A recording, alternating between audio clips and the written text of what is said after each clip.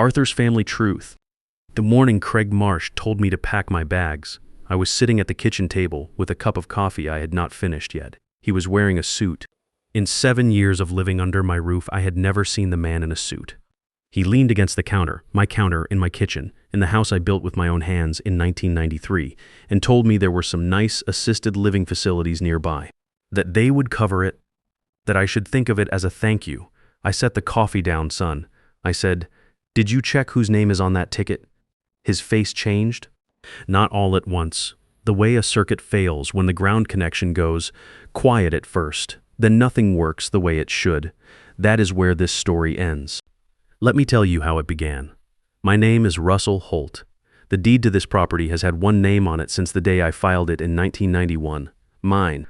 I bought 8 acres on a county road in Henderson County, East Texas for $38,500, and I built the house over 2 summers on weekends and evenings with the help of my neighbor Walt Adler, who lived on the 6 acres directly east. For 34 years, I worked as a licensed electrician for the county utility district. I retired with a pension of $2,140 a month and the quiet satisfaction of knowing that when people in this county flipped a switch, something I had wired kept the lights on. I'm 68 years old. I'm not a rich man, but I have never owed money on this property, and I have never shared the deed with anyone. Diane planted a live oak in the front yard the spring we moved in. She said every house needed something that would outlive it. That tree is taller than the roofline now. I can see it from every east-facing window. Diane died in March 2018, a car accident on a county road she had driven for 15 years. We had been married 29 years. The house did not change after she was gone. The walls stayed where they were. The oak held its branches against the sky the same as always, but the silence inside became something different. It did not empty the rooms, it filled them. 4 months after the funeral, my daughter called. Penny's voice had that particular thinness that tells you a person has been crying before they picked up the phone. She and her husband Craig were in trouble. His construction business had collapsed, 2 contract disputes, debts she would not put a number on, which told me the number was bad. They had an eviction notice on their apartment door in Longview. I said, "Come home." They arrived on a Saturday. Penny stepped out of the passenger side first and hugged me in the driveway the way a person hugs when they have run out of every other option. Craig got out after her. He was 37, broad across the shoulders, a former construction site supervisor whose business had gone under and who had, I would later learn, already been looking for a way to land somewhere soft. His first words to me were not thank you. He looked at the fence line, then at the tree line, then at the house and said, 8 acres. What are you doing with all of it? He shook my hand, strong grip, a beat too long, just a few months, he said, until we get back on our feet. I cooked dinner for 3 that night. Penny ate slowly and smiled for the first time in what looked like months. Craig ate fast, the way a man eats when he is already thinking about something else. He complimented the property twice. He did not mention the food or the generosity. I counted, because that is what electricians do. We trace circuits. When the current does not flow the way the diagram says it should, we ask why. I did not ask why. 7 years. That is what a few months became. The first 2 years, Craig helped with the yard. He mowed in summer and cleared brush in winter. He fixed a gutter that had been sagging since the previous fall. Penny cooked on Sundays, and the 3 of us sat at the kitchen table and ate together, and I told myself this was what the house was for. Then the furniture began to move. Small things at first. An armchair shifted 2 feet toward the window. The rug in the hallway replaced with one I had never seen. Diane's photograph, the one from our 25th anniversary, where she is squinting into the August sun with her hand in mine, moved from the mantel to a shelf behind a stack of papers. I moved it back. 2 months later, it was on the shelf again. The 3rd time I found it face down in a kitchen drawer. I photographed where he put it each time. I photographed where it belonged. Old habit. Electricians document everything. At the time, I did not know why I was doing it. I know now. It is just furniture, Dad. Penny said when I mentioned it, she said it gently. The way you speak to someone you think is being difficult. Maybe it was small. But a man who could not say thank you was putting Diane's face in a drawer. End of year 1, Craig sat across from me at the kitchen table and said, "Let me handle the property taxes this year. Least I can do."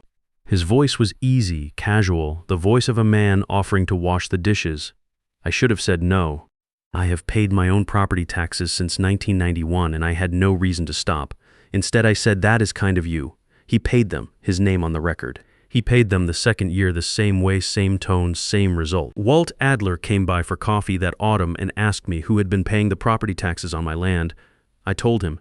He set down his cup. Texas law, Walt said.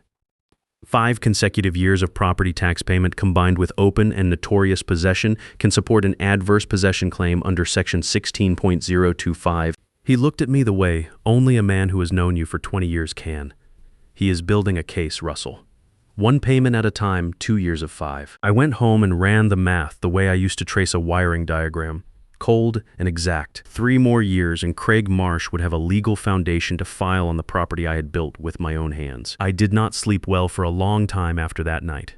Year 3, Craig stopped performing the version of himself that had made the first 2 years bearable. He took over the living room without asking, his laptop on the coffee table, his papers spread across the couch. He began opening my bedroom door at 7 in the morning to talk about the water heater or the trash schedule without pausing or apologizing. He spoke to me the way you speak to furniture that is in the way. One Tuesday, he told me I had left the stove on again. I had not used the stove that day. Penny was standing in the hallway, and she heard him say it. She looked at me with something I can only describe as pity. I understood then what he was constructing. Not just a legal claim. A story. The story of an old man who could not manage his own life.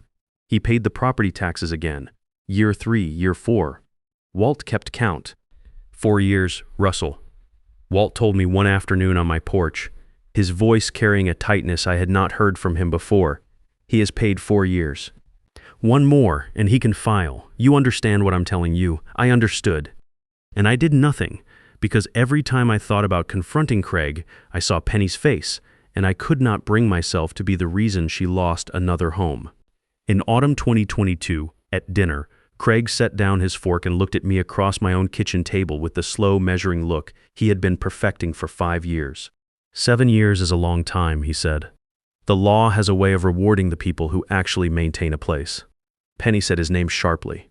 Craig, that is enough. Not tonight. He stood up, dropped his napkin on his plate, and walked toward the hallway. At the doorway he stopped, and without turning around he said, "You will not see it coming." That night I called Walt. He told me I needed a lawyer yesterday.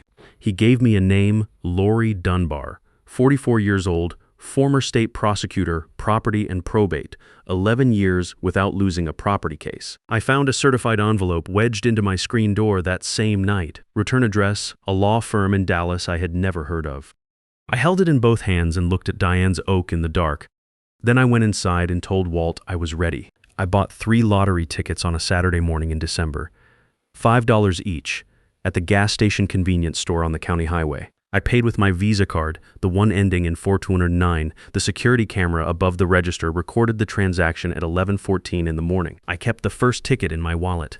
The second I handed to Penny when I got home. Here, maybe you will get lucky, honey, and she put it on the refrigerator with a magnet. The third I had meant for Walt but forgot in my coat pocket. 3 weeks later, Penny screamed from the kitchen. Not fear. The kind of sound a person makes when reality breaks open and something impossible falls through. I came downstairs, and she was standing at the table holding the refrigerator ticket, hands shaking hard enough that the paper moved on its own. She matched the numbers to her phone screen, every single one. $87 million. I checked it twice, then a third time, because that is what I do. For about 90 seconds, the kitchen felt the way it used to feel when Diane was alive. Full and warm, and like the house was holding all of us at once. Then Craig came downstairs. I watched his face while Penny told him. There was no joy in it. There was the same look he had given the property line the day he stepped out of his truck 7 years earlier. He was measuring. He hugged Penny and said the right things, and then he walked into the hallway, and I heard him say, $87 million, yes, the ticket is in her name. I need someone who handles this kind of thing. By that afternoon, he was back in a charcoal suit I had never seen before. He had not owned a suit in 7 years. He bought one the day the numbers came in. 8 days later, he came downstairs in that suit, shoes polished, and leaned against my kitchen counter. He told me there were some nice assisted living facilities nearby, that they would cover it. Think of it as a thank you. A thank you for what? I thought. For building the house he was standing in, for raising the daughter he married, for buying the ticket that made him rich. "This is my house," I said. "I built it. I'm not leaving." He tilted his head. The same slow tilt, the same measuring look. "We do not need your charity anymore, Russell. Pack what you need." I looked at Penny in the kitchen doorway. She was crying, silently. The way she had been crying for years, I realized without anyone hearing. Her feet were planted. She did not move toward me. I set the coffee down. "Son," I said, "did you check whose name is on that ticket?" His face began to lose its certainty, not all at once. I let each detail land like a nail-driven flush. December 2nd, gas station on the county highway. 11:14 in the morning. Visa card ending in 4/2009. 3 tickets. The security camera above the register recorded the full transaction. My face, my hands, all 3 tickets sliding across the counter. Ticket 1, I kept. Ticket 2, I gave to Penny, a $5 gift, a hope and a wish. $87 million did not exist yet. You cannot give something that does not exist. Under the Texas Lottery Act, a lottery ticket is a bearer instrument. The person who purchased it holds the claim. Craig stared at me. The confidence that had walked through my hallways for 7 years was coming apart at the seams. Then he left the kitchen without a word and slammed the bedroom door hard enough to rattle the frames in the hallway. I stood at the counter alone. Then I picked up the phone and called Lori Dunbar. I was done waiting. Walt drove me to Lori Dunbar's office in Tyler the next morning. I brought the Visa receipt and ticket number 1 in a sealed envelope with the date written across the flap in permanent marker. Inside was everything. The receipt, the ticket, and 34 years of documentation habit telling me to never walk into a serious room without paper in my hand. Lori's office was on the 4th floor of a building that smelled like old coffee and carpet cleaner. She was 44, small, with reading glasses on a silver chain, and a voice so quiet it made you lean in. She listened to all of it without writing anything down for the first 10 minutes. Then she picked up her pen. I told her everything in the order it happened. 7 years of Craig Marsh living in my house. The furniture that moved. The photograph that kept ending up face down in a drawer. The property taxes paid in his name 4 consecutive years. The certified envelope from the Dallas law firm. The lottery tickets purchased with my Visa card at 11:14 in the morning on December 2nd, recorded by a security camera above the register. The kitchen confrontation 8 days after the win. She laid out a dual strategy without hesitation. First, a formal lottery dispute under the Texas Lottery Act bearer instrument, purchased by me, supported by receipt and security footage. Second, emergency injunctive relief to block Craig from making a 5th consecutive property tax payment, which would complete the adverse possession timeline under Texas civil practice and remedies code section 16.025. Then she looked at her screen and said 3 words I will not forget. He filed first. Craig's attorney had submitted a preliminary claim on the lottery winnings that morning, time-stamped before we had walked through the door. Lori did not pause. Then we filed today. Right now, we have until 4 o'clock. We filed at 3:57. On the drive home, my phone showed 23 missed calls from Craig Marsh. I did not answer one. The house had every light burning when I pulled in. Craig was pacing the living room.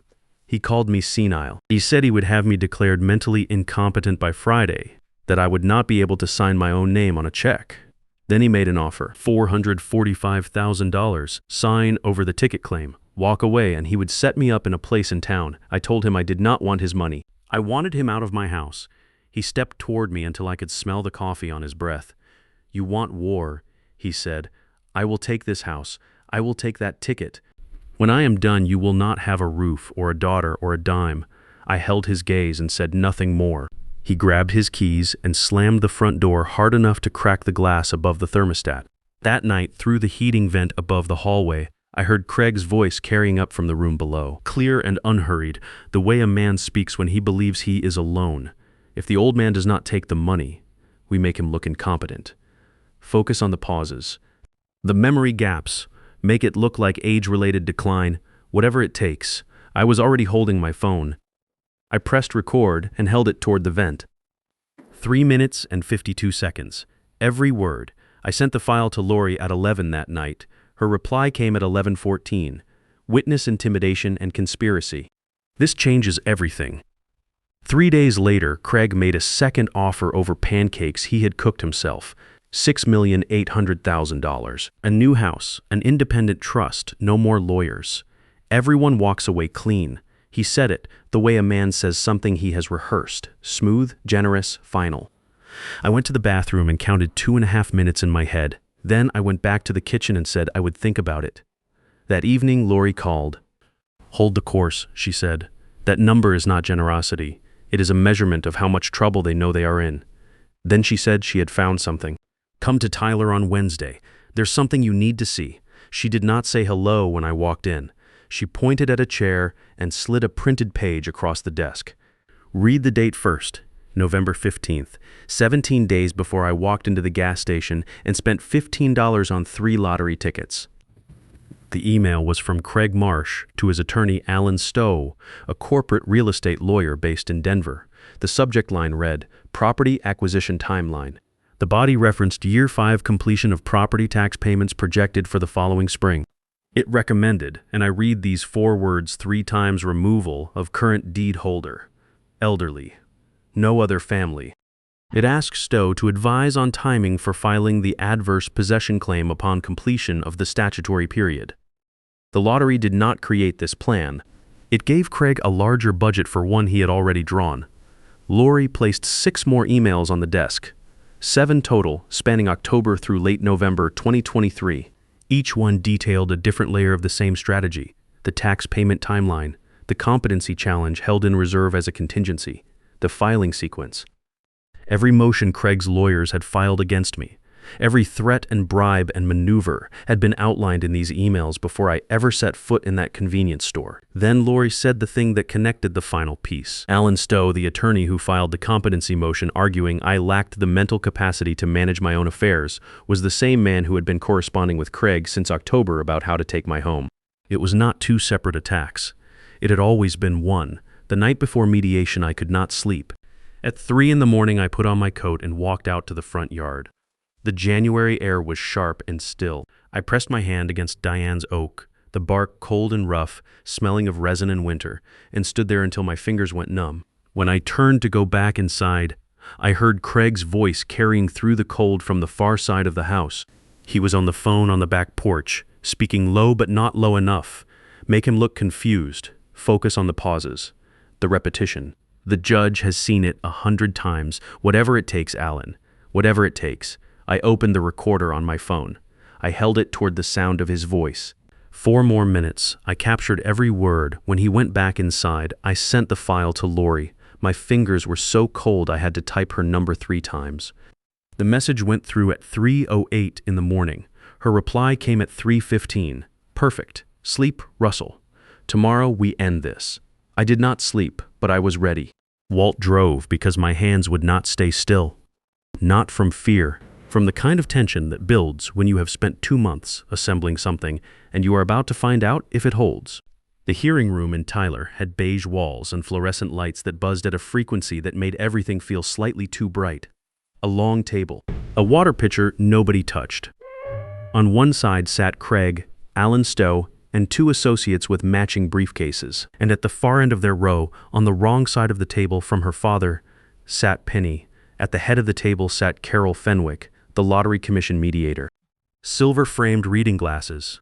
A stillness that told you she had heard every version of every story and had stopped being impressed by any of them. When she said, "We'll begin," the room obeyed. Stowe argued gift law. He was polished and deliberate. He cited the moment I handed Penny the ticket and said, "Maybe you will get lucky." He called that sentence a voluntary, unconditional transfer of property. He said intention is established by action and language, and both were clear. Lori placed the Visa receipt on the table. Then a printed still from the security footage, my face, my hands, 3 tickets sliding across the counter.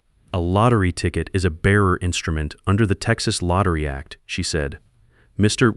Holt purchased all 3 tickets at 11:14 in the morning on December 2nd with his personal Visa card.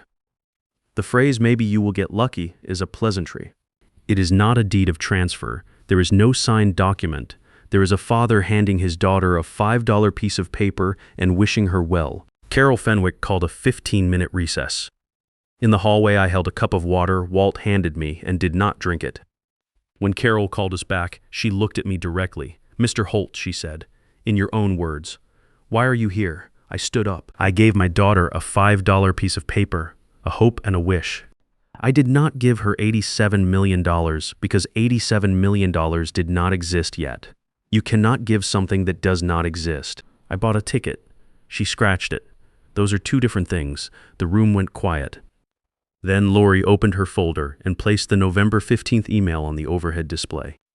The words appeared on the wall behind Carol Fenwick in plain black type, and I watched every person in the room read them at the same time. I watched it travel from face to face like a current finding ground. She read the subject line aloud, then the date, then the body year 5 completion on schedule, removal of current deed holder, elderly, no other family, and she let each phrase land with the full weight of what it meant. She turned to Alan Stowe and asked him to confirm the email address. He straightened his tie. He said it was a preliminary consultation, a hypothetical exploration of legal options. Carol Fenwick removed her glasses. That is not what I asked you, Mr. Stowe. Is this your email address? Yes. Lori placed 6 more emails on the table. Craig gripped the edge of the table. His knuckles went white. Then he stood up. His chair scraped across the floor like a blade across glass. That is out of context. His voice was too loud for the room. It was hypothetical. I paid the property taxes on that house for 4 years. I maintained it. I did everything while he sat there and did nothing. I gave up 7 years of my life. 7 years waiting for him to. He stopped, but not soon enough. I spent 7 years waiting for him to die. His voice broke on the last word, not with grief, with fury. The silence that followed was not ordinary. It was the kind that settles after something has been said that the air itself cannot absorb. I heard Penny make a sound I will not forget, a single sharp intake of breath, like a person who has just understood something they spent 3 years refusing to see. She covered her mouth with both hands. For the first time, she looked at me across the table. Carol Fenwick wrote the words into her notes, slowly. Deliberately, the scratch of her pen was the only sound in the room, and it went on for a long time. Then Lori set her phone on the table and pressed play. 3 minutes and 52 seconds of Craig's voice, recorded through a heating vent, confirmed one-party consent under Texas law filled the room. Then 4 minutes recorded in the dark outside his own back door 2 nights before the hearing. His own words, his own instructions, whatever it takes. When the recording ended, no one moved. Carol Fenwick looked at Craig. That recording establishes witness intimidation and conspiracy to commit fraud. She looked at Stowe. Mr. Stowe, that recording includes your voice acknowledging and encouraging those actions. Do you wish to continue representing this client? Stowe said he needed to consult with his firm. The hearing was recessed until the following morning. That night, in the hotel lobby at midnight, the elevator opened and Penny walked out. She sat across from me under a single lamp and opened her hand. Ticket number 1. Craig had sent her to take it from Lori's evidence folder during the recess. He said if she brought it back, the case would collapse. She placed it in my palm. I couldn't do it, Dad. I'm done. I chose wrong for 7 years. I'm choosing right now. The next morning, Penny testified under oath. She confirmed the property scheme, 3 years of silence, and Craig's instruction to take the ticket. Her voice was steady. Her hands were not.